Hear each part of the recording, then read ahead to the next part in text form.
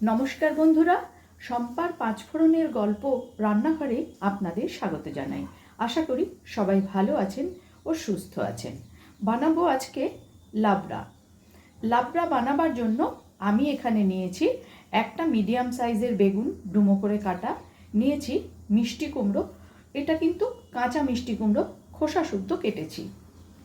নিয়েছি একটা ছোট মূলো ডুমো ডুমো করে কাটা, একটা ছোট রাঙা আলু ডুমো করে কাটা, একটা ছোট আলু, আর নিয়েছি বেশ কিছুটা পরিমাণ থোড়। মশলার জন্য নেব আমি এখানে 4টে কাঁচা লঙ্কা আর 1.5 ইঞ্চি আদার টুকরো। কড়াই বসিয়ে খুব ভালো করে কড়াইটা গরম করে নিয়েছি। এবারে আমি একটা ভাজা মশলা তৈরি করে নেব। দিলাম 1/2 চা চামচ পরিমাণ জিরে, আর দেব 1/2 চা চামচ পরিমাণ ধনে, আর একটা শুকনো লঙ্কাকে ফাটিয়ে দিয়ে দিলাম। ভালো করে এটা ড্রাই রোস্ট করে নেব। মশলাটা ড্রাই রোস্ট করা হয়ে গেছে, এবার আমি নামিয়ে ঠান্ডা করে গুঁড়ো করে রাখবো। ওই একই কড়াইয়ের মধ্যে দিয়ে দিচ্ছি সর্ষের তেল। তেলও গরম হয়ে গেছে, এবারে আমি লবণ আর হলুদ মাখিয়ে বেগুনগুলো ভালো করে ভেজে তুলে নেব।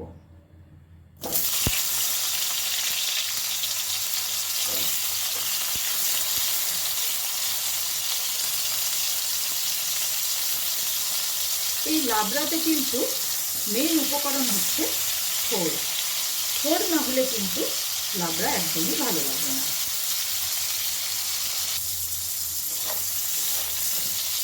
বেগুনটাকে কিন্তু উল্টে পাল্টে ভালো করে ভেজে নেব। আমার রান্না যদি আপনাদের ভালো লেগে থাকে, আর যদি এই ভিডিওটি আপনারা ফেসবুক থেকে দেখে থাকেন, তাহলে অনুরোধ করব পেজটিকে ফলো করে দেওয়ার জন্য। আর যদি ইউটিউব থেকে দেখে থাকেন, তাহলে অনুরোধ করব চ্যানেলটি সাবস্ক্রাইব করে পাশে থাকা বেল আইকনটি অবশ্যই প্রেস করবেন, যাতে আমি কোনো নতুন রেসিপি দিলে আপনাদের কাছে নোটিফিকেশন পৌঁছে যায়। আর অনুরোধ করব লাইক, কমেন্ট, শেয়ার করে আমার পাশে থাকার জন্য। বেগুনটা ভাজা হয়ে গেছে, এখন বেগুনটাকে আমি নামিয়ে নিচ্ছি। বেগুন ভাজার ওই তেলের মধ্যে আর সামান্য একটুখানি তেল দিয়ে দিলাম। মিষ্টি কুমড়োটাও এবারে ভেজে তুলে নেব। সামান্য একটুখানি লবণ দিয়ে দিচ্ছি, আর দিয়ে দেব সামান্য একটু হলুদ গুঁড়ো।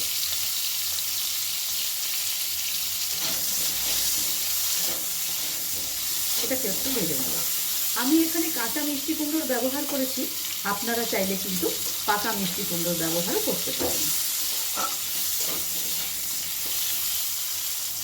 মিষ্টি কুমড়োটাও ভাজা হয়ে গেছে, এবারে মিষ্টি কুমড়োটাও নামিয়ে নেব। ওই একই কড়াইয়ের মধ্যে আর একটুখানি সর্ষের তেল আমি দিয়ে দেব।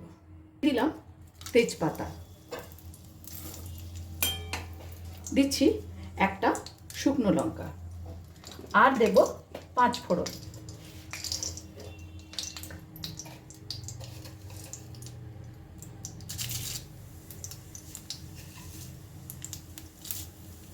ফোড়নটা খুব ভালো করে একটু নাড়াচাড়া করে নেব।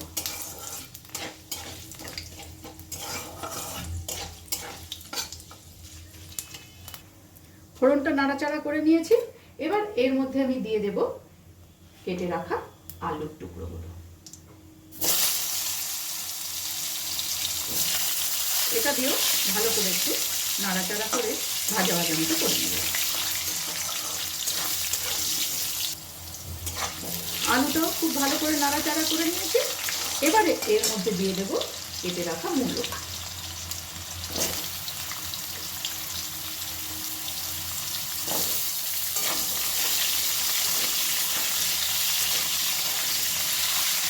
দিয়ে দেব কেটে রাখা থোড়।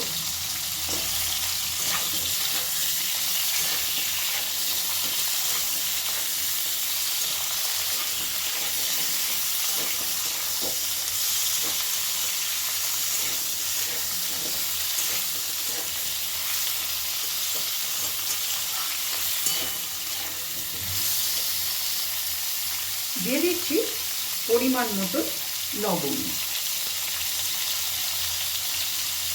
দেব হলুদ গুঁড়ো, খুব ভালো করে নাড়াচাড়া করে একটু ভাজা ভাজা মতো করে নেব।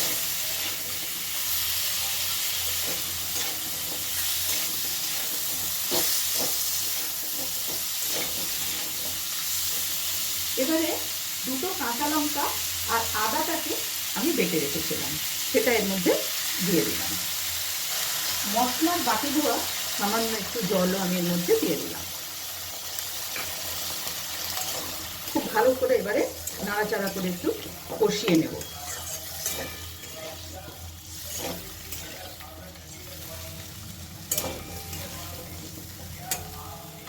খুব ভালো করে নাড়াচাড়া করে নিয়েছি। এবারে দিয়ে দেব কেটে রাখা রাঙা আলু।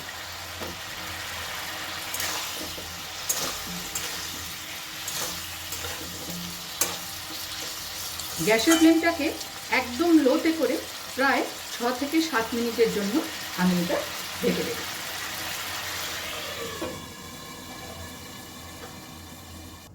ফিরে এলাম 5 মিনিট পর।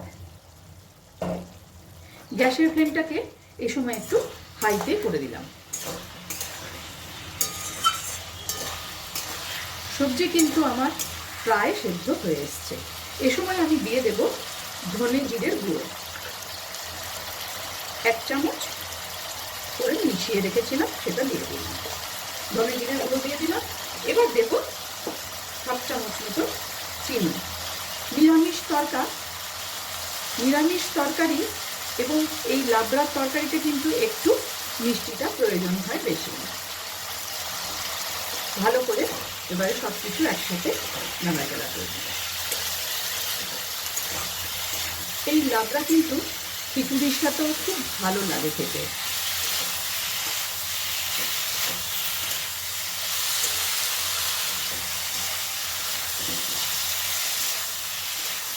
এখন এর মধ্যে আমি দিয়ে দেব ভেজে রাখা কুমড়ো ও বেগুন।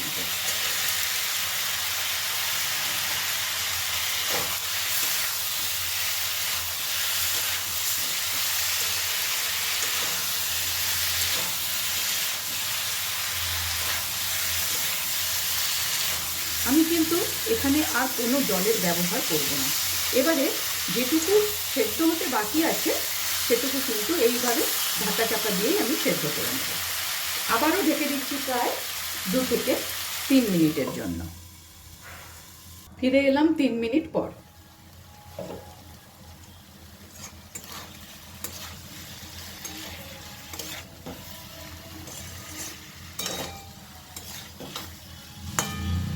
এবারে দিয়ে দেব 2টো চেরা কাঁচা লঙ্কা।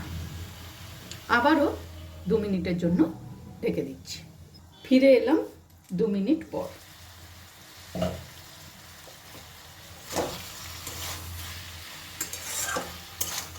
আমার রেসিপি কিন্তু একদম তৈরি। ওপর থেকে দিয়ে দেব ভাজা মশলার গুঁড়ো। যে মশলাটা আমি ভেজে গুঁড়ো করে রেখেছিলাম সেটা ওপর থেকে দিয়ে দিচ্ছি। আর দেব 1 চামচ ঘি। ভাজা মশলা ও ঘি না দিলে কিন্তু এই রান্নাটা অসম্পূর্ণই থেকে যাবে। 5 মিনিট স্ট্যান্ডিং টাইমে রেখে আমি নামিয়ে নেব। সম্পূর্ণ নিরামিষ ও দুর্দান্ত স্বাদের লাবড়ার রেসিপি আজ আমি আপনাদের সাথে শেয়ার করলাম। ভিডিওটি আপনাদের কেমন লাগলো অবশ্যই কমেন্টস করে জানাবেন। আজ তাহলে এই পর্যন্তই। দেখা হচ্ছে সামনের ভিডিওতে অন্য কোনো রেসিপির সাথে। ভালো থাকবেন, সুস্থ থাকবেন।